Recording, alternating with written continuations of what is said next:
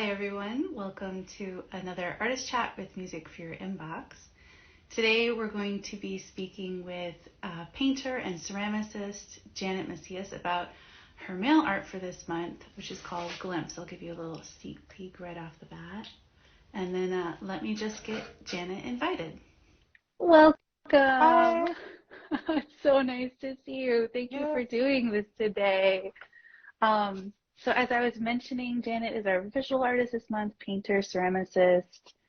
We're really excited to present your work. We got to know it through the Eastside Arts Initiative, artists that they've supported, and we're just really inspired by like how colorful and kind of trippy, psychedelic, like, and celebratory your works are.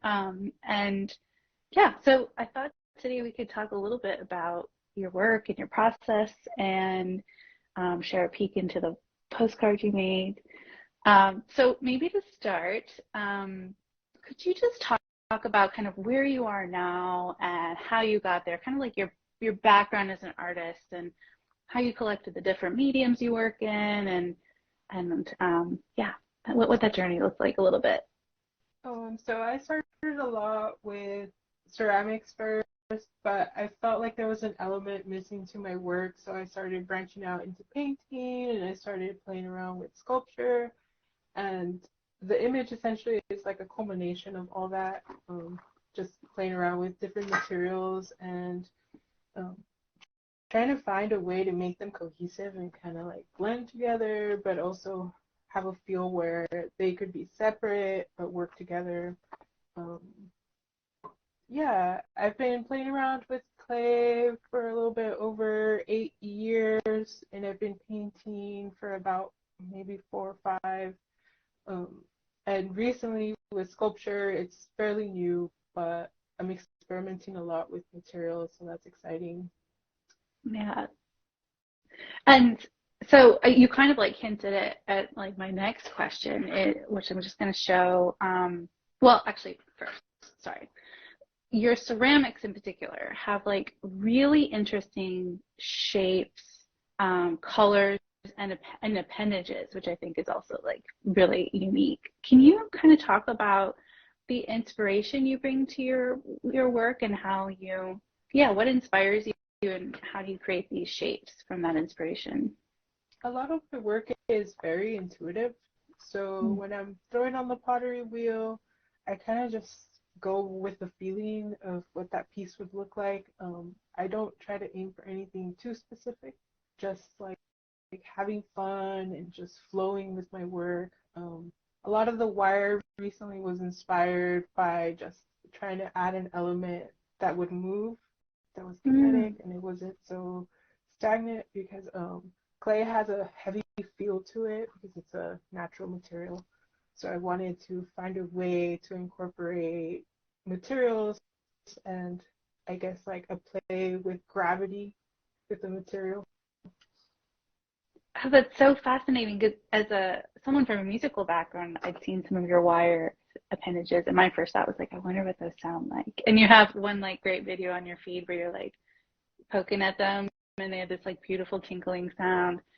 But it's so fascinating to think about, yeah, your relationship with the material and its sense of weight and gravity, and these kind of wire moving objects being kind of a balancing or an expansion of that.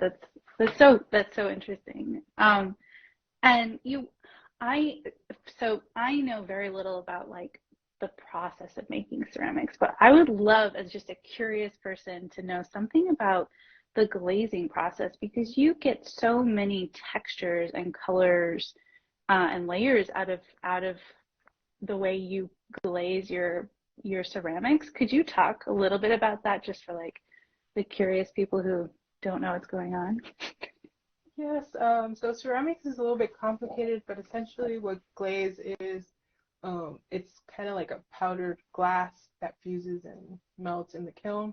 And depending on the temperature, you could get really bright colors, or you could get more muted browns, different more earthy shades or hues. I do a combination of painting, which uses a lot of like raw materials that I specifically mix to get certain colors, And I approach my painting on my surfaces very painterly, very spontaneous. Um, I try not to like overthink the glazing process because then I tend to make work that I am not very happy with, or like very experimental work. Lately, I've been playing around with like glazes that have textures to them that are more sculptural, um, to give some more dimension to the forms themselves so they're not so plain. Hmm. What gives the glaze that texture? Is it like a Um, totally different process? it depends on the materials that we're using. We use a lot of raw materials, and a combination of those materials would react in the firing process to create those textures. Oh, interesting. Um, and so like for this piece in particular, so it's called Glimpse. I have one here. It turned out really beautiful. And Glimpse kind of uses several mediums. So you have like sculptural aspects of it, the ceramic aspects of it, and painting. And then there's also Jerry. And I was wondering if you could talk about all the different elements in this piece and how they come together or how you made them. Okay, so there's a lot going on. The painting, the cube sculpture, the ceramic piece. I guess like the cube was kind of the original concept for Jerry. Oh, I used I get very inspired by like my dreams, and I had this really vivid dream of a cube, and so I just started going with it. The cube itself is kind of like this surrealistic like element in my work that shifts and changes over the years. The cube kind of morphed into Jerry, and zoom Jerry in on was like Jerry. inspired by like a couple of ceramic pieces I made. So um, they're all kind of tied together. The painting itself was um, inspired by like a dreamland that Jerry would go, and I was interested in creating a little bit of a surrealistic world or landscape, that was inspired by, I guess, like the astral plane, and inspired by like outer space, or what would other planets look like if we could create them and make them, or if Jerry had a planet. Yeah. And in terms of like, because this was kind of an assembly, and these pieces I think were all created at different times. Can you talk about like how, um, like, like kind of maybe what the timeline of these pieces are and how you brought them together? Yes, so the cube itself was made in the spring of 2020, right before we went into the pandemic. During that time, I had to change into, or I had to become a little bit more versatile and focus on painting rather than ceramics because I didn't have access to a ceramic studio. So it kind of follows the timeline of where we are currently. Um, starting off with the cube in 2020, creating the Mhm. painting in 2021, 2022. Kind of that took me a couple of like years to play with because I was working full time during the pandemic. And then once I went back to the studio after everything started opening up, I created the piece that goes on the ceramic piece. Mhm. So the And just for, timeline. oh, go ahead, sorry. Oh, it's okay. Well, I was wondering if you could give, because I'm curious too, like an idea of scale for, because these paintings are large paintings, is that right? Yes, they're about, I want to say 6 by 4, um, 6 by 4 feet, and the cube itself is pretty large too. I don't have the exact measurements of Yeah. it, but it's pretty big. Yeah, so this is like, as much as it's like this compact, cute postcard, there's also like a real sense when I look at it of like space of this like assembly, and I really love how um, the way I'm gonna have trouble describing this, but the way you position the cube with the painting makes it feel like I'm being pulled into another world. And it's really interesting how you describe like inspiration from like the astral plane and imagined planets. because it does really feel like you're being like absorbed into a different space, which is really beautiful about the work. It's my favorite thing. um, so then I also was wondering if you could talk a little bit about, I've seen on Instagram that you're developing new kinds of like extensions of your ceramics and paintings. Like I've seen these gel tubes, and what are some of the materials and shapes you're exploring or inspirations you're exploring right now? Yes, actually, in my sculpture class, I started playing around with latex.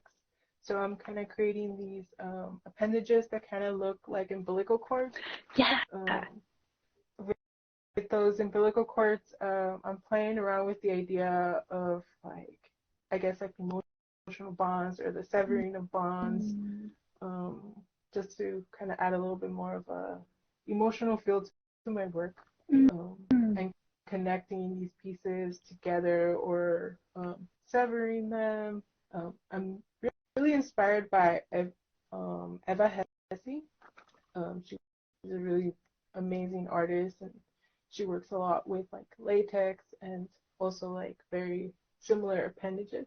Um, but yeah, that's kind of where I'm going with some of my ideas.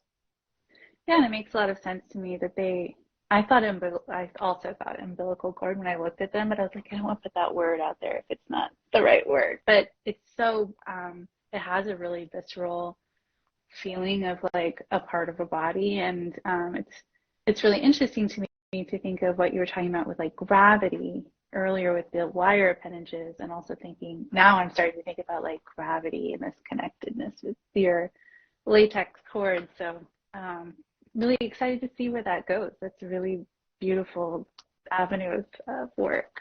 So, Thank you. yeah.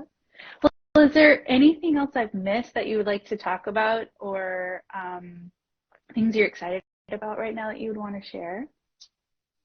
I guess I'm really excited about this project and this collaboration because I am someone who is really inspired by music when I'm working.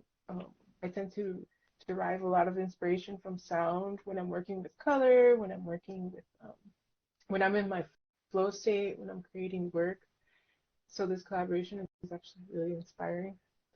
Just to see how our work, even if it's like through sound and I'm working through a visual medium, just like flow really well together.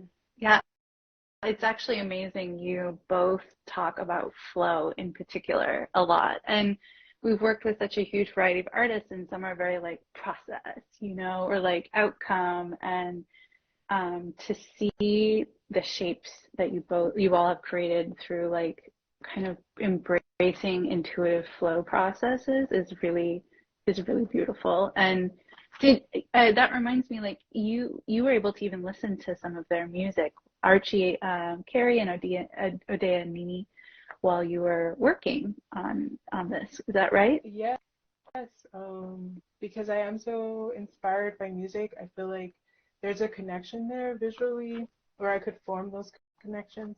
So it was important for me to like get a sense of their music and to be able to feel it, so that the work that I was creating had a sense of cohesion. Mm-hmm. Yeah, absolutely. There's like a real resonance between the two, I feel like. And I'm going to share it again. Like just the sense of like playfulness and shapes and intuitive kind of um, these cross elements coming together to make something that's like a sense of a new unexplored world that feels like there's some kind of flow connection to that we all have, or something that you can tap into. I think is really there's a lot of kinship between your work in that way. So yeah, we're really excited too, and really grateful that you said yes and to get to present this piece. Yeah, I was very excited too. I was going through my schedule to, because I'm in school, so I'm a full-time student, to see if I could make it work. So I was trying like my best to make sure I was meeting like my deadlines, making sure I'm just like taking it one day at a time I to make know. sure I was getting the work done and being able to meet like the deadlines. Absolutely. And for anyone listening who's not in the art world, I don't know if this happens for you, Janet, but there's a spring ascent and things just get really intense for a while and start to chill out in June, but May is really intense. So thank you for fitting us into what is a really intense time of year. Well, so for anyone listening, I just want to reiterate Janet's beautiful piece, Glimpse. It's going to come out alongside a sound film by Archie Carey and Odea Nini it will be released on May 20th. And if you get a ticket by May 15th, we'll mail you Janet's beautiful piece and we'll send you the video in your email and you can enjoy them both as much as you want. So link in bio, all that business. So, thanks again, Janet, for joining us today. This was so fun. Thank you for going live with me. Awesome. All right, I'll see you around.